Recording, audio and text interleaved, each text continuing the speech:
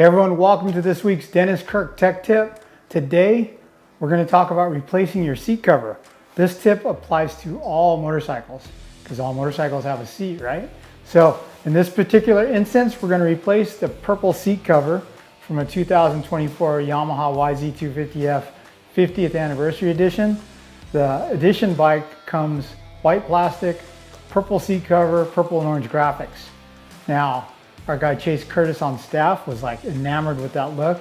When it first came out, he's like, can we get the white version for our 250 test bike? Of course we did. I go, you might get tired of it.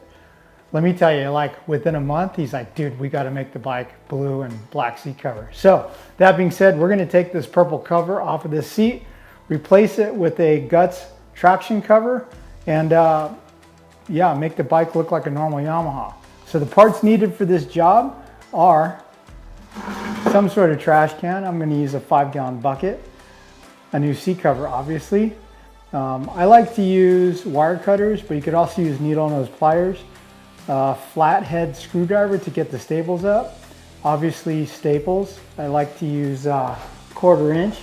If they're any longer, sometimes they come through the seat base. A heat gun to help the process if the seat cover needs to stretch, and a staple gun. I highly suggest an electric staple gun because they're more powerful and they penetrate the plastic seat base better than just the spring-loaded traditional ones. So, without further ado, let's get going. Okay, so the stock seat cover is held on by staples. The first thing I like to do is go through with a screwdriver and pry all the staples out on one side, and then the second round, I'll go through with the wire cutters and pull them out. So there are some seat cover guys that have a specialized tool with a split blade, kind of looks like the back of a claw hammer. But for me, screwdriver works well enough. So you just kind of push it in, get the corner underneath the staple, and twist up. As long as you get the staple up a little bit to give something to grab onto with your needle nose pliers or wire cutters. Sometimes you could actually go under the cover and it helps you get underneath the staple. Okay, so we have all of the staples pulled up a little bit. Now go through with wire cutters or needle nose pliers and pull the staples out. Be sure to drop them into your trash can because you don't want to step on these later barefoot. Our particular floor here at the SML shop, we have a really cool epoxy at SoCal floor, but as you can see, the speckles make it really hard to find stuff. So I think staples on the ground would be a hazard. Okay, so got all the staples out. Pull the cover off. Throw it away. Good to go. So since this bike is new, the foam is still really nice and it's glued down to the seat base. We're ready for install. The first thing you want to do is start with the nose. So the YZ is a pretty specific shape because you fill the gas tank through the front of the bike.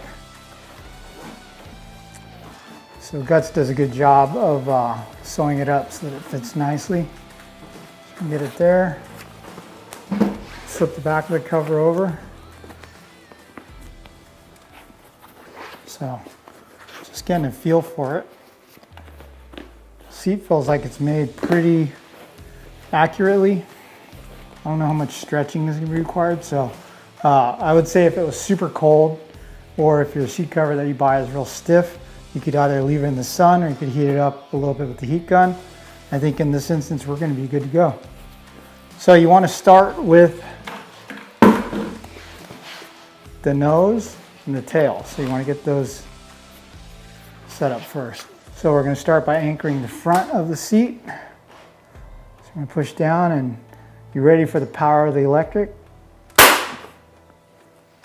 So it goes right through the seat base and secures it. Whereas the spring one, sometimes they go in, sometimes they are half out. So if you're gonna ever plan on doing more than one seat cover in your life, it's a good investment. not that expensive. So once you got the front in, you want to secure the back. So modern seat covers are made with a stirrup in the back and in the front. When I first started doing seat covers back in the day, there was just excess material and you had to kind of guess how tight to pull it. Sometimes if you pulled the back too tight, you put the seat on the bike and it had like a little whale tail in the back and pulled up. But right now we know that it's about like that because it fits perfectly. So we're going to secure the back with another 3.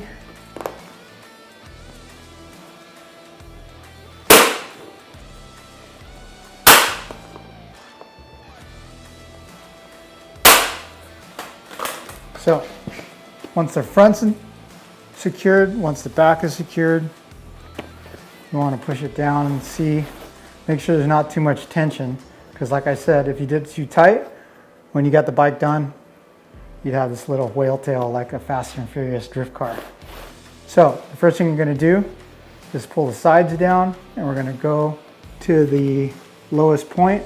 This bike has a pretty flat seat, but sometimes they have a real exaggerated point, but that's where you want to secure first. So because this is a rib top, we know that the ribs have to be centered on the top of the seat. So we'll hold it there, bring it down, fold it over like so. Get it anchored in with a couple. Do the same on the opposite side.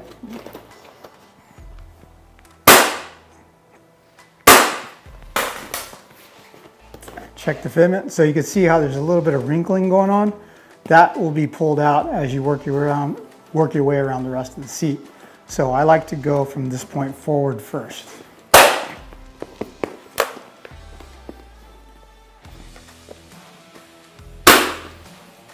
Okay, so this side forward is secured. So we'll use our fingers and take the slack out and work on the other side. So you'll see I'll take the slack out with my fingers before we push it down and staple it. Checking the progress. The lines look straight. Nice tension here. So we'll start on the back half. So you see there's a couple of ripples here, so those need to be pull side. A lot of the professional seat cover guys have actually have pneumatic staple guns that are powered by an air compressor, and theirs have like a kind of a pointed tip that make it easier to get into crevices like this. I'm just a hobby seat cover guy though, so I have an electric gun.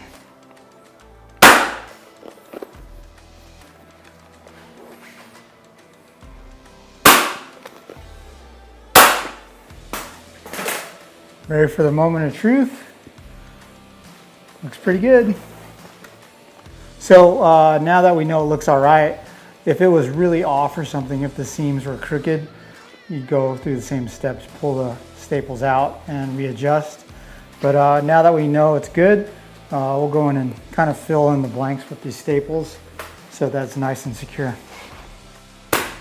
The last step is to come in with a razor blade and cut off the excess, and boom, we're good to go. Put it back on your bike and enjoy the ride.